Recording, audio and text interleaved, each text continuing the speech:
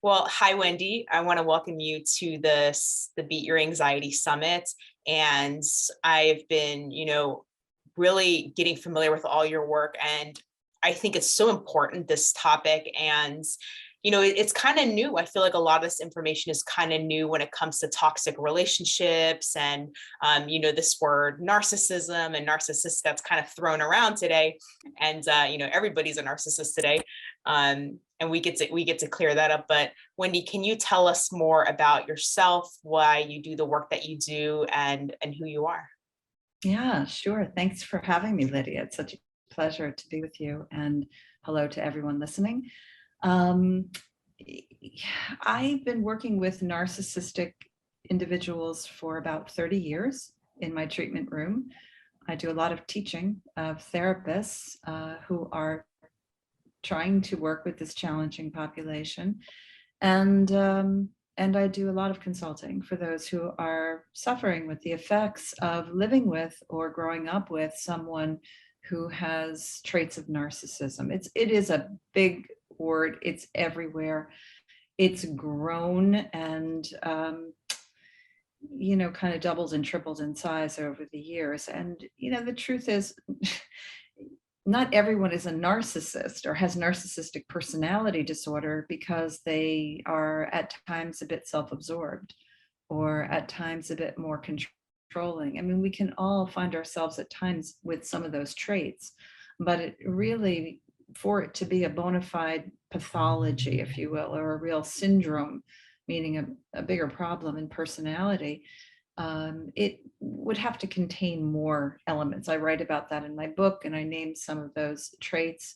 And we look at it along a spectrum, so it's a spectrum of frequency, numbers of traits, how often does it get activated, how intense is it when it gets activated, meaning what? Everything from the kind of obnoxious show off to the martyr who's always the biggest extraordinary suffering victim, to the, in your face, very controlling, entitled, arrogant, non-remorseful, non-empathic, power mongering type of individual with a high sense of I make the rules, I break the rules. So lots of traits and different levels of intensity and frequency along a spectrum. I'm so glad, Wendy, that you brought up this type of person who's like, look at me, I'm a victim. And, I know these are a lot of individuals that come in and need help from me as a hypnotist. And this has also been my story, was like, I felt like I wasn't allowed to speak up. Like I was going to be in trouble for having my own desires and needs and wants. But, I noticed in the end, it was just me making myself wrong for having these things. And of course, my environment was backing that up. Mm-hmm. Right. Yeah. There's you know, whether it's more covert, we sometimes think of that as a covert or vulnerable kind of narcissism. And why is the word narcissism in there? Well, mostly because it's very self-focused. That doesn't make it bad. That doesn't make it deviant. When I work with someone who has this kind of, if you will, victimish type of focus, my pain is the greatest pain, my suffering is the biggest suffering, there's a cry inside for help me, see me, know me, I'm hurting underneath that. But there's no pathway, as you just said very nicely. There's no given pathway, no permission to be able to really ask for that help in a vulnerable way, because it was prohibited somewhere in the once upon a time. And so it comes out in a more kind of dramatic way or in a victimized way, and which is a burden to carry for anyone, So although it can be annoying to others in their lives, there's still a pain and there's a hurt that lies deep beneath that. Mm-hmm. Yeah, and I know one of the biggest fears that keep coming up for this group, I've noticed, and including myself, was like, well, what if I disappoint the other person, or what if the relationship ends, or things blow up? And I know me personally, I actually found that not to be the case in the end. And while I'm not going to sit here and say the relationships won't change, because now once you start For those of you listening, and maybe you feel like you're not allowed to speak up, that once you start to do that, right, once you start to step into and really express your authentic self, now that's going to have sort of like a rippling, sort of a domino effect, right, throughout the rest of throughout that relationship anyway. Well, that's the goal, right? Isn't it? I mean, always, we all want to be seen, we want to be heard, we want to be known for who we are. We want the most accurate representation of ourselves to be carried in the minds and hearts of those that matter. Yeah. And that's very difficult when you're either living with someone who's more on the arrogant, malignant, pathological side of narcissism, because they're horribly self-absorbed. And so it's very difficult to feel seen and known and heard and carried authentically in their minds and hearts. But it's just also difficult with others if you haven't figured out how to bring that voice to the forefront, how to find your voice, how to be the best representative of yourself that you can be. Either because it was forbidden, it was threatened, there's too much fear, there's shame, all of these obstacles that can get in the way of showing up as we are. Mm-hmm. Yeah. Which is so empowering when we can do that. There's something so steady and stabilizing and empowering, and that's the irony, because it can just be so scary and threatening to imagine just saying what's so. Yeah. And I think for a lot of individuals watching, I know for me, I was like, what is this fantasy? Like, are you serious? Like, I can be in a place where it is safe. And, one thing I want to touch on here is, how do we know we're with an individual that really is just going to be a lost cause? Like, what is a true malignant, personality disorder, narcissistic type versus somebody who just has tendencies, and who has tendencies? Yeah, I mean, people who have tendencies towards narcissism in a remarkable way, in a way that really makes it difficult to be in relationship with them. So whether they have strong traits or they have a full narcissistic personality disorder, you are with someone who, again, has a high degree of, arrogant, entitled behavior, a low degree of empathy and remorse and accountability for their own behaviors. I always say you can sort of diagnose this from your gut to some degree, not completely, right? Because our gut can get confused in time and space, but just one of the glaring factors is you start to feel erased. You start to feel invisible. You feel like, as I like to say, you can scrutinize narcissism based on a few things. Are they asking you any questions, and are they listening to your answers? Are they tapping into your enthusiasm, your passion, your joy, your sorrow, whatever it is that you're sharing and expressing? Or do they seem to be like ticking the box like an interviewer on a news broadcast who's just kind of doing the perfunctory thing, but not really engaged in knowing you?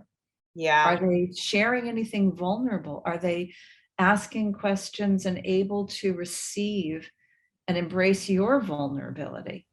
I mean, these are top tips for scrutinizing narcissism. What do you notice about yourself? Because there are certain people, and they're usually the narcissistic types, where we find ourselves shrinking. We shrink.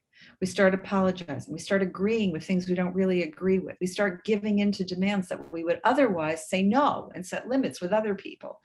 We start sort of forfeiting our opinions and dreams and wishes and ideas and values because it doesn't match this larger than life person that's in front of us.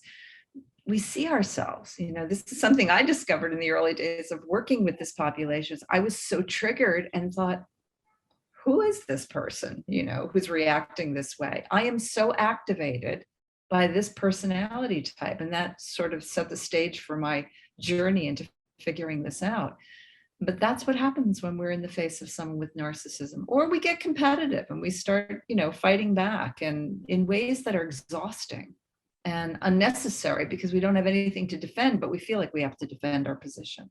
Mm-hmm. Yeah. Wow. Like you said so much in there that was like radiating and resonating me and my experience. I remember and for the audience, for those of you maybe who are listening and finding a lot of this very familiar, keep in mind, just because it's familiar doesn't mean it's right, doesn't mean it's healthy, and also doesn't mean you have to live that way.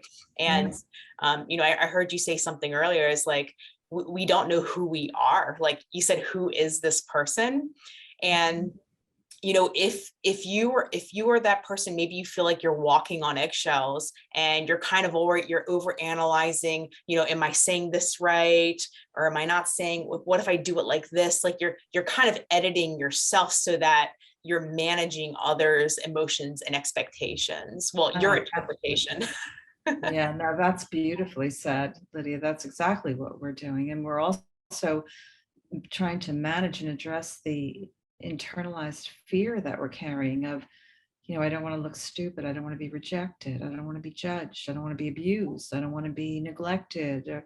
There's so many, consequences that we're fearing might happen if I don't submit, surrender, subjugate myself, sacrifice myself under this condition. And this is where we can find ourselves, because what's happening is we're getting triggered, and there's a vulnerable part of us. The familiar part of this is, it's usually something from our own once upon a time experience. There's usually something about this that's resonating, and it's like we've dropped back in time, and we're resorting to old coping styles that we used a long time ago that probably worked when you're little and powerless and you don't have many choices. But we don't have to do that anymore in our grown-up lives. We don't Yeah. have to. We can use our voice and exercise our ideas and express our opinions and desires and wishes and dreams. And and some people won't like it, and oh well, you Yeah. know.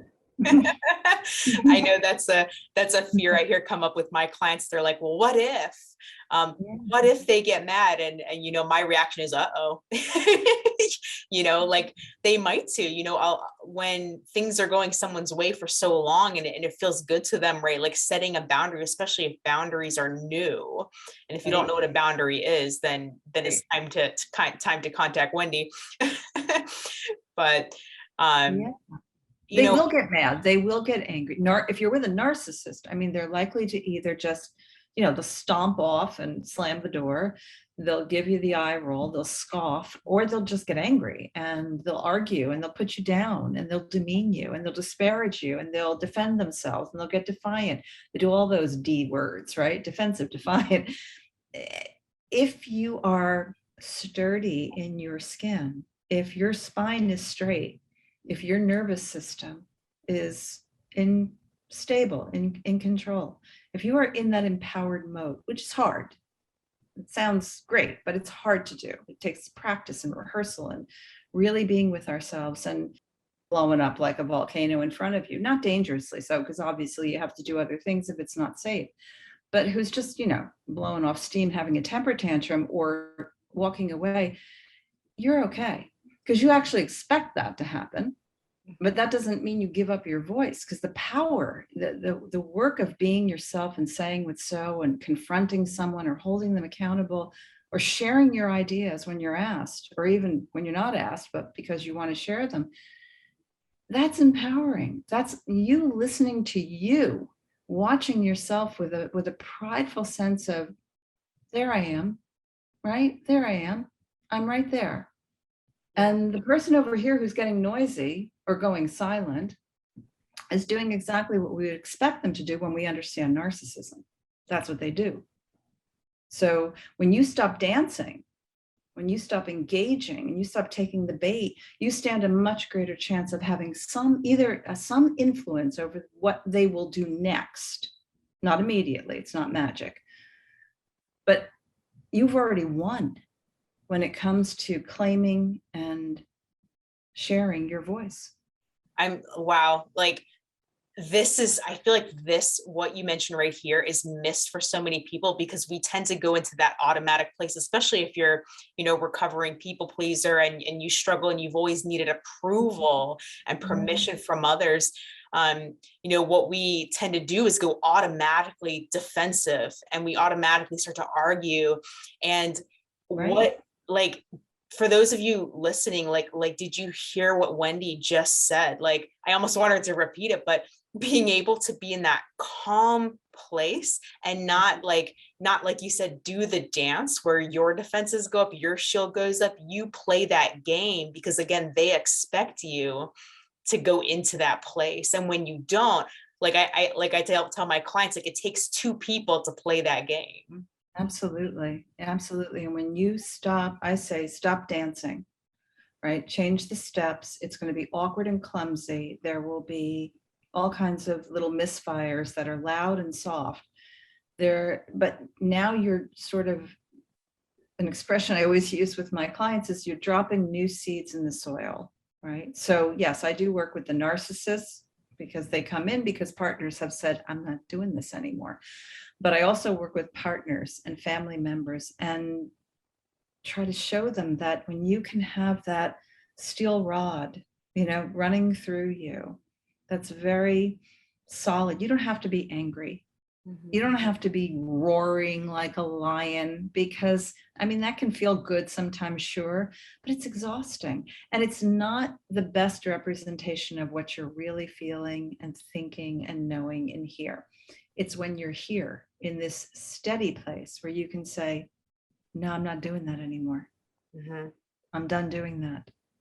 So we're going to the dark side right now. So I'm going to check out of this conversation. Mm-hmm. Stay right here. How do you do that? Well, it does take, again, practice to be able to secure your most vulnerable self in your imagination in a very safe place. Because the little vulnerable, you can't do that. You just can't do that. You're too shaken. But the sturdy, healthy adult, you can do that. Yeah. And most people have the language. It's just that emotional backup and that nervous system that's stable and solid, and the platform is solid. It's hard. It takes rehearsal. It takes a lot of practice and anticipating all the glitches, but you can get there. Yeah. I like how you said that there's going to be stumbling blocks. And because I think what may be coming up for some viewers now is like, well, oh my gosh, what if I say the wrong thing and then they leave? Or what if I say, and it's like, well, like notice there is no wrong thing to say. It's just like you get to start to practice. Like it's not this black and white, all or nothing. You've done it right or you've done it wrong. But starting to, well, first of all, making a decision that you're not going to do this anymore, that you're not going to put up with it. And I feel like this step is also overlooked for so many people who are asking, well, how do I do that? How do I do that?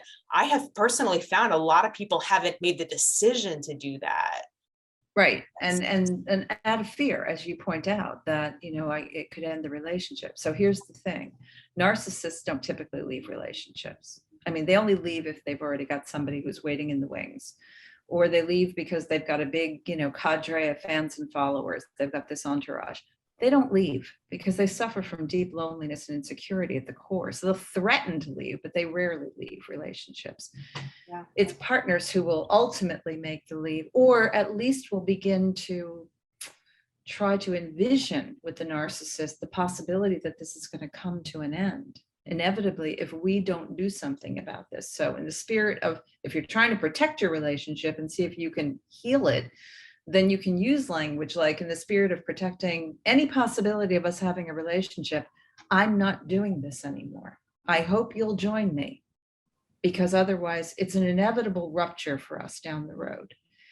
And I think using strategies like empathic confrontation, which is something I will share with your audience in, my little free giveaway, which is a strategy that's designed to allow us to be the respectful humans that we are, but mostly respecting ourselves by saying, look, I know it's hard for you not to get your way. I know you're used to, you say we're doing this and I just give in and I agree. So I know this is a bit mind-boggling and upsetting and stirring that it's different, but you know what, in fairness to me, and in the way relationships work, because this isn't your corporate office where you're in charge, this is a relationship, it's going to be a little more give and take now. And that's going to be hard for you. Ooh, noise going on the other side. And it's just white noise for you now because you expect that. Mm-hmm. And your voice is not going to be shattered. You're going to say what's so, and then maybe you're going to walk in the other room. Mm-hmm. and take some deep breaths and go, good for me. Yeah. And for those of you listening, like, this is really the key here to start to set you free. And for those of you who are maybe like, well, are fearing that speaking up, I find that it's a lot of times because we go to this extreme. Well, when I speak up, I get angry and I blow up and I do this. And Yeah. it's like, well, that's not the only option here. Yeah, and that's a great point too. And you know what? You will. It's hard. We're human, right? There are times we will just escalate. You don't have to feel like, oh my God, I failed, or oh, this is impossible. Everybody, who wouldn't get angry and go crazy when you're dealing with a narcissist?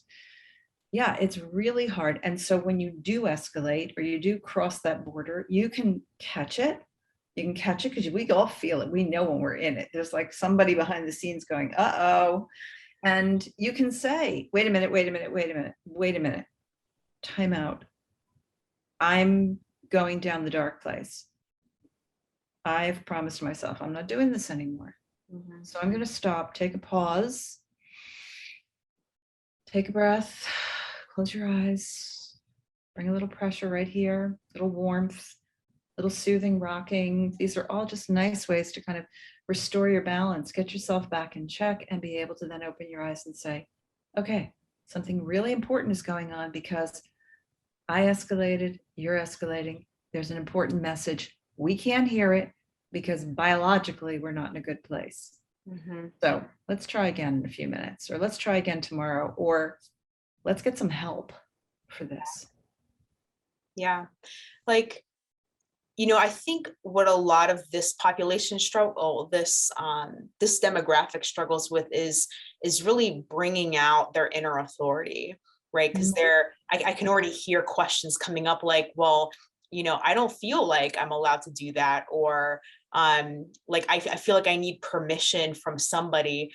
How can we start to move that inner authority back inside of ourselves? I mean, as a hypnotist, I already know it's there no matter what, but it can feel like we don't have that authority. Yeah, you say inner authority, and I call it in schema therapy, which is the model I use, we call it the inner critic. So it's an internalized critic. Everybody has one of one size or shape or form. Some people, much more debilitating, paralyzing type of inner critic.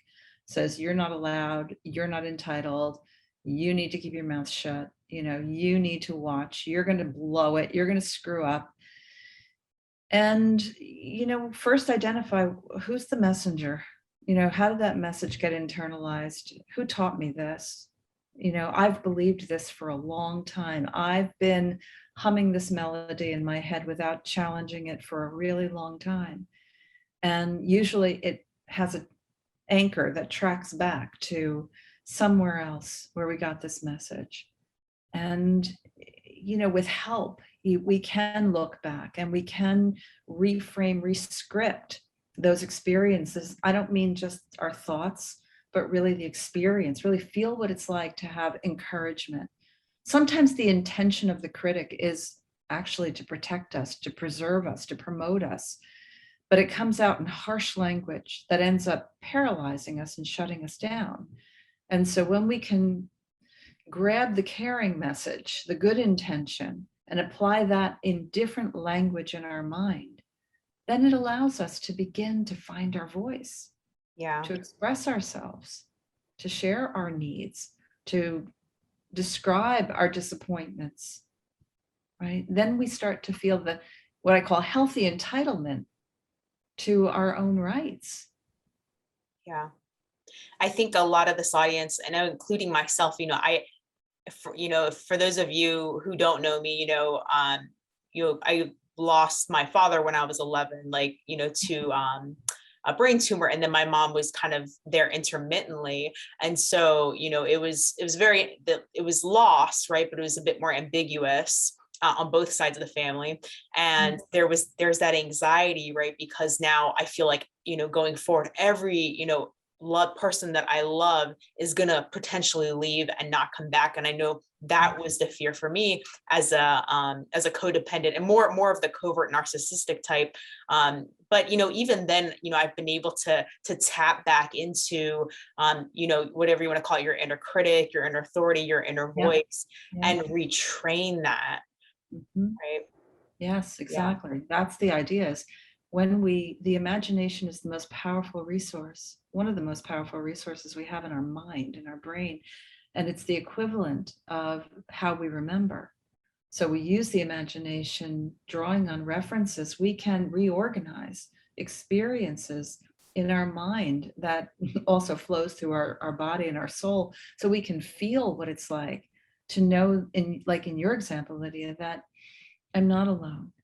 And because I suffered these terrible losses with all of this grief and probably had to grow up a little faster than you should have at that stage of life, that it doesn't mean this is a blueprint for living. It doesn't mean this is what I can expect from everyone out there in the world. Doesn't mean I have to stifle myself or freeze because if I move too fast or I say too much, something bad will happen, right? Because there's also those kinds of connections that are formed. So we reorganize it to be able to appreciate whatever grief or loss or pain or suffering we may have endured, and to bring a really compassionate, wrap an arm around that self in a compassionate way that's also encouraging us to be able to speak our truth, to Mhm. speak our mind.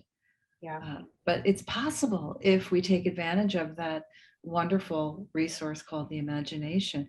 It's not to make it up or change reality. It's just to find accuracy and truth. It's Mhm. like, you can't change the fact that your parent might have said to you, you were stupid. They said it, but that doesn't mean it was true. Yeah.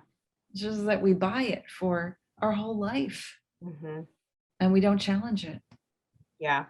And this is for those of you who know anything about hypnosis, this is hypnosis, right? This is like, some suggestion was given to you and then you take it in and then you ruminate and you build meanings Yes. around it. And now your behavior is changing. So this is happening in real time. Like, this is happening as you go throughout your life. Somebody may come up to you and give you a weird look. And I know for a lot of clients I work with who have fear of like public speaking or being judged by Mhm. others, they focus a lot on like the facial expressions of other people and create meanings out of that. And Yeah. it's just about that meaning that you take away, right? Yeah. Because we'll never know what the other person is thinking ever. Right. We try to Right. mind read. you Right. know and this is Right. a tool that never works. Yes. That's true. That's right. I know, like, I used to, I kind of poke a little fun like with my clients is like, look, like, try and, what am I thinking right now? And I'm like, tell me what I'm thinking. They're like, I can't. Well, exactly. Like, no matter how hard you try to kind of bend yourself into a pretzel for someone else, right? You never in the end know what they really want or desire.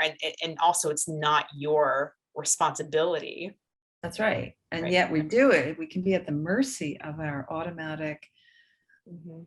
memory, the matchmaking system of the brain, which is constantly looking at faces. And without even realizing it, we are internalizing this idea that, ooh, you don't like what I said. Ooh, you're judging me. Uh-oh, I'm in trouble with you. Oh no, you're upset with me because you furrowed your brow a little bit.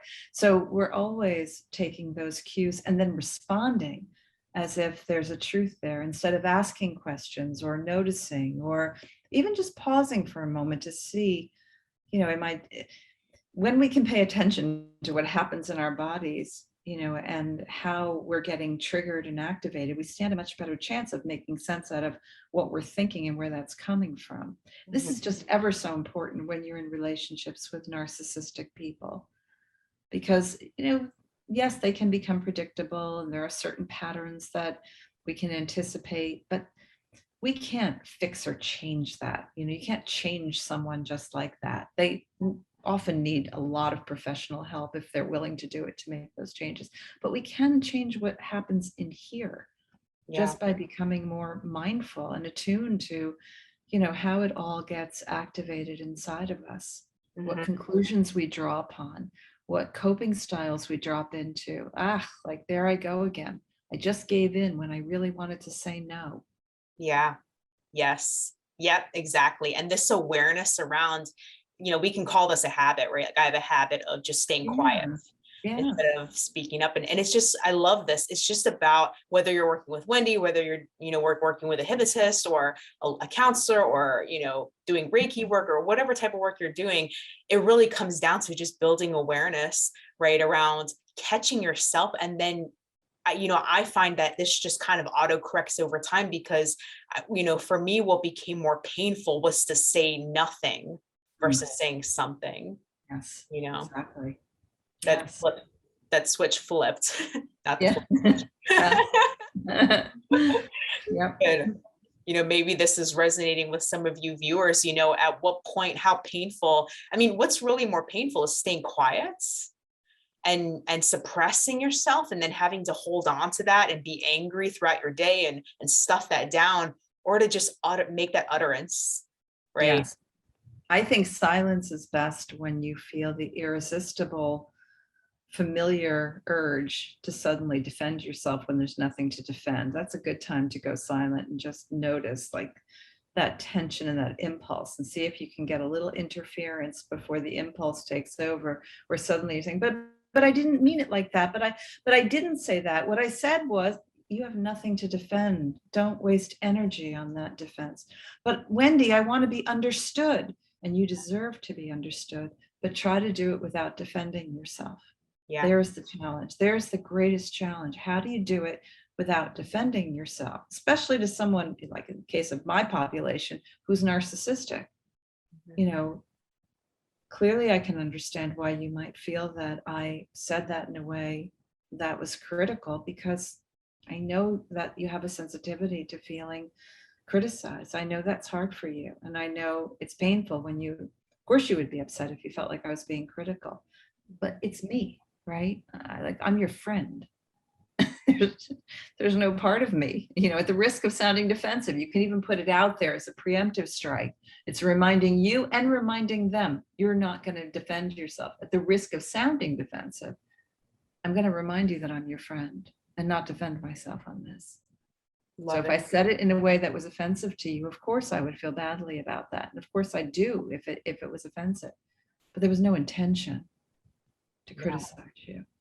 Yeah. Right. And that's just saying what's so.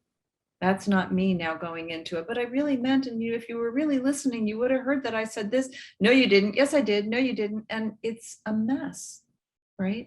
Yeah. You don't have to waste energy on that. There's another time to go silent. And when you're with a narcissist and they are ranting and raging, or just in their pompous oration of some type, it's a good time to go silent for a moment and let them hear kind of the reverberating echo of their voice, because they expect you to jump in, join the fight, give in, do whatever it is that you typically do in that pre-choreographed way of communicating. But when you take the silent step and you just let them hear it, I do it in the treatment room a lot. They'll say something like, "This is ridiculous," and I say nothing. I just kind of like look, and then they hear it. Yeah. They hear it. No room for, no, I didn't say that. They hear it, and they're able to say, all right, what? I'm a jerk. Didn't I say mean, that. wow, you're hearing a lot of stuff here in the silence, but no, you're not a jerk. You're not a jerk. Yeah. But you're pretty upset right now, and there must be something really important going on. So let's sort of figure out what that is. Yeah. I love all of this style of communication, Wendy. Like I just feel different in my body. There's so much like acceptance and openness going on with this style of like empathic communication. Mm-hmm. And I know you mentioned compassion as well. And I know this can feel like for this audience, maybe a whole new language. And I know for me, it was like trying to learn a whole new language, but it can be done. And it's so much more effective. It really is. It really is. And don't be confused for anyone listening. I know you understand this, Lydia, from your work, but empathy and compassion are really different. Mm-hmm. So when I say empathic confrontation, it's the best way to be able to lead yourself into an effective confrontation. But empathy is not feeling sorry for someone. Empathy is not compassion. Empathy, you can be in total disagreement with someone, not endorse their position and still be empathic, meaning I can make sense out of what you're doing and saying. I get it. I get it that you grew up being told you can do whatever you want, say whatever you want, as long as you were the big prize winner in the family, as long as you got the trophies and as long as you were successful, you could do whatever you want. I get it. But, and here comes the confrontation, right? So I get it is sort of saying, it's not your fault, but it is your responsibility Yeah. to notice this, to fix this, and to change this. But it's not okay in our relationship. This is a two-way street. Yep. And I deserve respect. I'm not going to accept anything less than that. Yeah. Right? So empathy helps you to prepare because it brings attention to the confrontation in a way that you can be heard. If you just start out with, what's wrong with you? Knock it off. You're just walking into ugliness. We know that. It just becomes ugly. Yeah. And how much, for those of you watching, how much energy are you leaking out? And I know people show up into my office, especially a lot of women, because I know a lot of women, we're naturally, we want to nurture and we want to serve and we want to be there and help. And that's just a natural side to us. But then, again, there's people, you have people out there who see our vulnerabilities and take advantage of them. And then you have people out there who see our vulnerabilities and don't take advantage, that honor them. And that was something that I learned really late in life is, it's okay to be vulnerable. It's okay to not be perfect. And that person who's not going to take advantage of you, that's the type of person like I could be in any type of relationship with. But, keep in mind, there are people out there. It's okay to have vulnerabilities. Absolutely.